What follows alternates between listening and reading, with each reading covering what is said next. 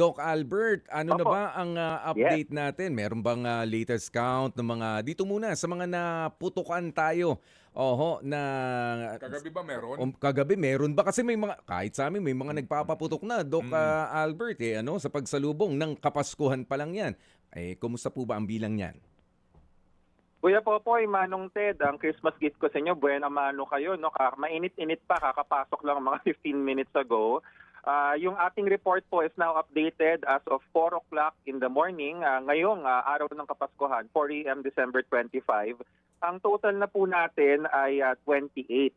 Ang good news is so far, mas mababa ito ng 50% kumpara dun sa 2024 na parehong period. Ibig sabihin, nung nagbibilang tayo last year up to December 25, 56 cases noon, ngayon 28. Yan ang good news, no?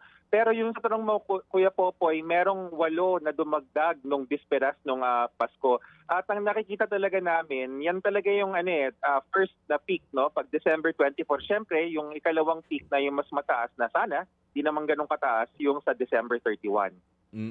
Ayan, pero kasi nga, alam nyo naman, ang mga kabataan nagkakaroon ng pambili Oo, ng paputok. Talagang Oo. nagpi-peak siya no, towards yung pagsalubong natin sa New Year na.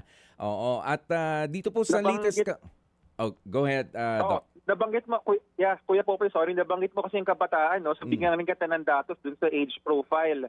Dun sa ating 28 cases, karamihan, tama ka, Kuya Popoy, ang pinakamarami ay 10 years old, 10 to 14 years old, yung kabataan, yung sinabi mo. Mga kapatid, brothers and sisters, saan ka pa? Dito na tayo sa totoo. Dito na tayo sa True FM. Mga kapatid, mag-subscribe and follow po kayo sa social media accounts ng True Network PH. Yan po kami, hanapin nyo lang True Network PH, Facebook, Instagram, YouTube, TikTok, and podcast.